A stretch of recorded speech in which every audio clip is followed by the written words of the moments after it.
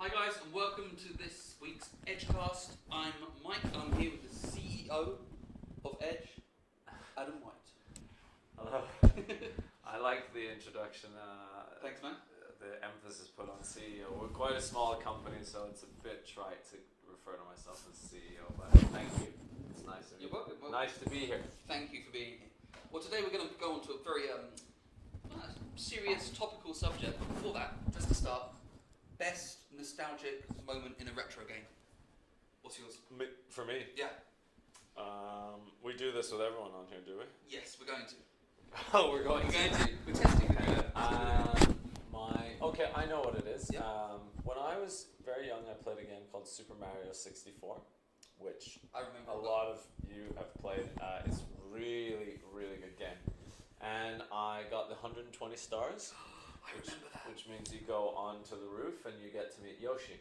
And then on top of the roof there's a box where you can jump into it and you put on a hat and it allows you to do a triple jump which somersaults you into the air. Yeah. You know this, right? Yeah, I know this. So if you go to the tower of the castle and you somersault and jump up to the very top of it, Yeah.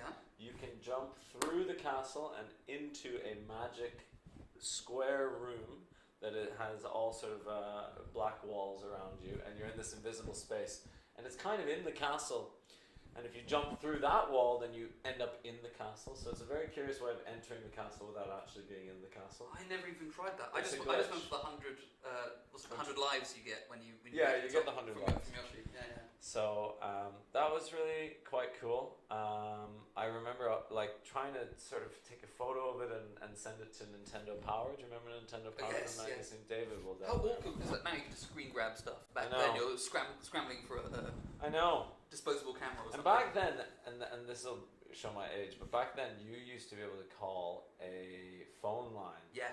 And they would tell you tricks and tips, and I think that was like parents who are watching this. Your kids are spending tons of money on Fortnite skins right now. We're going to talk about Fortnite in a second, but I spent my parents' money on the phone, calling people, getting them to walk me through the games. I like 1 month I think I spent like $800 or something crazy. So that was probably my least favorite nostalgic gaming moment. Both the best one and the worst one. Yeah. But let's talk about today. So today's topic, what we're talking about is because, of course, what was it, just under 3 weeks ago, Apex Legends came out. Yet another Battle Royale game. Yeah. Now, there's a lot of them out there now. Yeah. You know, there's Fortnite, of course, Apex Legends, there's PUBG, and even some of the other sort of AAA titles like Call of Duty have jumped in on it.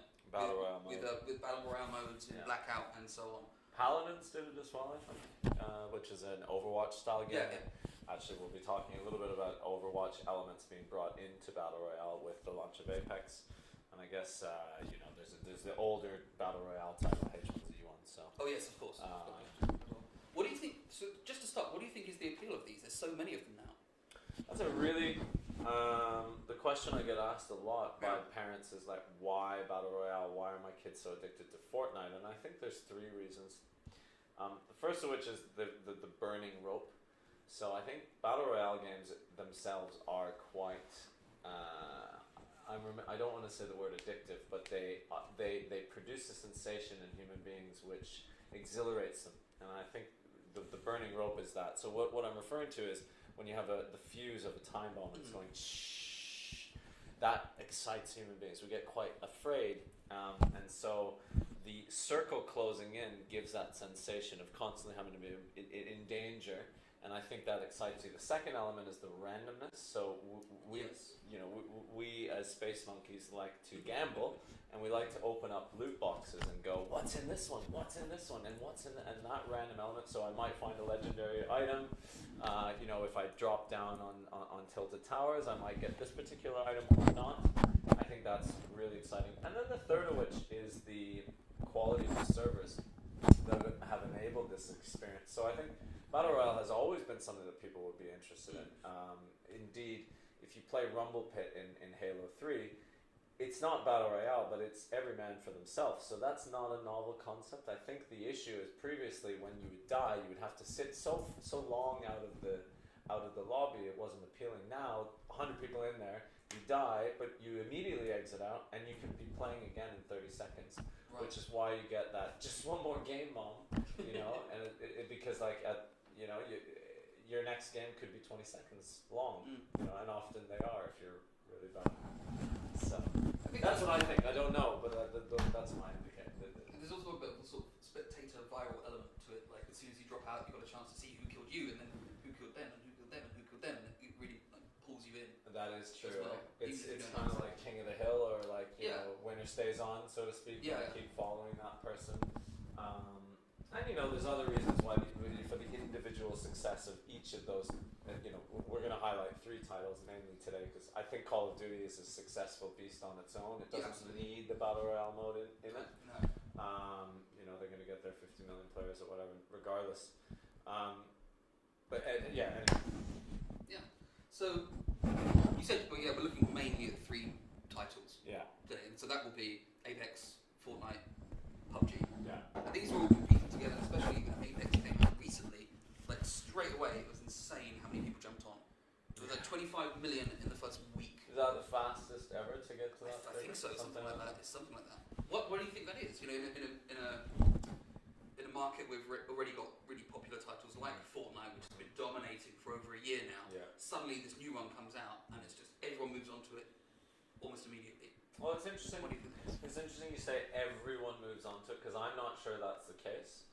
So I think you know to break them down, like PUBG, which is the first one, and you know a guy called Brendan was the brains behind that, an Irish guy, and they effectively made a very authentic, very realistic sort of war game where you would pick up your traditional AK-47s and your M4s and you'd run around and pick up frag grenades, and it looks quite realistic. I think some of the it's an amazing game, but some of the downfall has been it's been slightly less smooth, a little bit more choppy, and they certainly haven't done iterative development as well as Epic have done. And I think the story goes that the guys at Epic had this game Fortnite, Save the World, and they were playing PUBG every night after work. So they're playing PlayerUnknown Battlegrounds so much, and they're like, well, why don't we just put Battle Royale mode into Fortnite? And they did. And I think where Fortnite capitalizes on, so you've got your hardcore gamers who are playing PUBG, and you've got your sort of 10-year-olds, 8-year-olds, 5-year-olds up to 15, 16 that are playing Fortnite. It's slightly more female friendly, a little bit more cartoony in the way it's animated, and of course you've got things like dancing and emotes in the game, which Those are massive. They're massive. Like people are flossing still a year on, although Ninja did try at New Year's Eve to. That was embarrassing. That was embarrassing. That was embarrassing, but look, not as embarrassing as us doing it. I don't think so. I think we're doing good floss. Good flossers to edge. So then you've got Fortnite, which is targeting a slightly younger audience, and I think one of the beautiful things about Fortnite has been it's really a truly cross-platform game. Yeah. It's on iOS, it's on Samsung, it's on Nintendo Switch, Xbox, PlayStation 4, PC, and so you're getting all those audiences collaborating, and I think what's the future direction of Fortnite will be into more creative and creator mode, so pulling in elements from Minecraft. And now we've got Apex, which is, I guess, for lack of a better description, the love child of Overwatch and Fortnite. Yeah. So it's 3-on-3, only 60 players in the map as opposed to PUBG and Fortnite, which have 100 each. There's only one mode right now, which is 3-on-3. And what's very cool about it is that there's 8 characters that you can select, 2 of which you can purchase, and each of them have different abilities. So, calling in an airstrike, or detecting enemies around you and sort of smelling them out, putting up shields. So, and obviously those 3 team members will work together in unison to take out other squads. I mean, it's very smooth. It's got very dramatic music, so it's kind of like more that Halo playing audience, that sort of 18 to 25 or 35 in my case, will be playing Apex. So the initial question was, is Apex stealing the audience? And I'm not sure they are. I think they're just enabling another audience set, which is slightly older, slightly more mature, maybe you want to put it that way, PUBG, hardcore, mid-core Apex, and then sort of more casual Fortnite. Yeah, more casual with Fortnite. I think that's it. I think the players are sticking there. Obviously, when Apex came out, a lot of the streamers, the influencers out there who are much more hardcore gamers than the players, they jumped onto it and to play it, to stream it, because it's a new thing, and people are watching it. A lot of people watched it, but it doesn't necessarily mean it's stealing the player base from Fortnite. Yeah, and people are going to go back to it. I mean, I think Absolutely. Ninja and Dr. Lupo and Summit 1G and some of the big Fortnite streamers in the last 12 months have all taken up Apex organically or paid, I don't know, but obviously for EA and for Respawn who make Titanfall and make Apex, commanding that audience and attracting some of those Battle Royale user groups to their title is it's a great tool for user acquisition. Yes. I suspect the game is so good that they don't need to pay some of them. No, I think it was organic. At least that's what's going the message, around. Yeah. That's the message that's going around. But also, as I said, I don't think it's taken away from the player base so much. Like for Fortnite. So the second weekend that it came out, that it was out. Last weekend. Yeah, so last weekend, February the 16th. Okay. I think it was. Like Fortnite had something like 7.6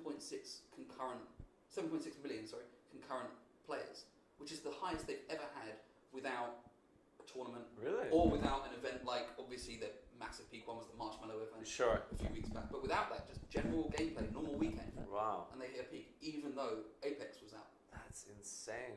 It just shows how many people are still playing Battle Royale. Apex was still having all those kind of people. Yeah, and I think that the user experience in Battle Royale right now is as good as I've ever had in competitive multiplayer. It's very rare you lag out. There's not very many glitches, particularly in Fortnite and Apex. And I'm not knocking PlayerUnknown Battlegrounds. I just haven't played it as much. And when I did, it was slightly choppier, but that was probably 8 months ago now. Fortnite is still wildly popular. And things like the Marshmallow event. So for anyone that doesn't know the Marshmallow event, there's a DJ who is he played in a Pro-Am tournament with Ninja, one of the first ever Fortnite tournaments where they had private servers, and won it with Ninja. I think. Did they win? Yes, they did. Yeah, they did. Yeah. He just did a concert in Fortnite games, so people would log on for a particular event. There was only one game mode, and it was this DJ set within the game. And I think there's murmurings of the Oasis from Ready Player One that are constantly revolving around the Fortnite ecosystem. This world where you can go in and have your own separate economy and your own identity and your own avatar with your own dances and emotes. And people like watching events, live, streamed, whatever. If you have that opportunity to interact with it as well, like when the beat drops and suddenly everyone's floating in the air and all that kind of stuff, and you're able to pull off your dance moves, there's a real nice appeal there. It's cool. I think the best bit about it is there's only 10 minutes and had over 10 million concurrent players. Is that right? Just for that 10 minutes. Okay. And then as soon as it finished, everyone was able to kill each other again. Really? And it went into chaos. Just to In the game? In the game, yeah. So the concert finished and then everyone just... Oh, Lord above tonight. Okay, that's cool. Yeah, that's great. So what else, man? Should we demystify Battle Royale a little bit more? Yeah, one thing I do want to ask is, Yeah. because I heard recently, very recently, that Team Liquid's Poach, for example, he's been talking about how with the new creator mode that you mentioned coming out in Fortnite, that actually some of the creators behind the scenes rumours that Fortnite is actually going to do non-battle royale tournaments. Do you think that's a good thing to expand like that? Do you think they should keep to their core sort of battle royale game mode because it's so wildly popular? Well, I love Battle Royale, but I also love 4-on-4 deathmatch. Squads. I love Battlefield, where there's an enormous team against another. Capture the flag is fun. Overwatch was such a good game, and it's not Battle Royale. It's objective based. And I think if Epic have shown anything, it's their willingness to receive user feedback and iterate and develop based on the said feedback. And indeed, Battle Royale was never Fortnite's first intention. No. So I think it's the natural transition into other game modes and genres. They've already tried it because they have 50 on 50. which comes out on some weekends, and then they do special events where you fight against zombies or ice warriors and stuff. They're very good at keeping their players engaged, actually. Like, whether it's a game mode like that or an event like the Marshmallow event, and so on, which is and the great marketing opportunity. The NFL stuff and the partnership they did with Marvel around the launch of the Avengers, where they had Thanos as a playable character. I mean, they've been the leaders for a reason. They're doing an amazing job. But Apex is the closest I've seen to a title that can compete at that level. And again, they're not necessarily competing, but you know, it's a Battle Royale video game, so we put them in the same bracket. And which one will you be playing this weekend? That's a good question. Well, yeah, I would love to play a little bit of PUBG one time, but it's lower down on the list. Apex, I think, is going to be it for me for a while. Yeah. I was just like, I've been playing Fortnite since season 2. Right. And I've bought the battle pass every single month, or every whatever it is. But I don't know, that the Overwatch character abilities that Apex has got, you know, you that just really pushes it over the line for me. And it's the new flavor of the month. I'll probably go back to Fortnite eventually. Well, as you say, it doesn't necessarily pull you completely away from one. It's good to go back and forth because there are differences there. For sure, and for sure. It's fun.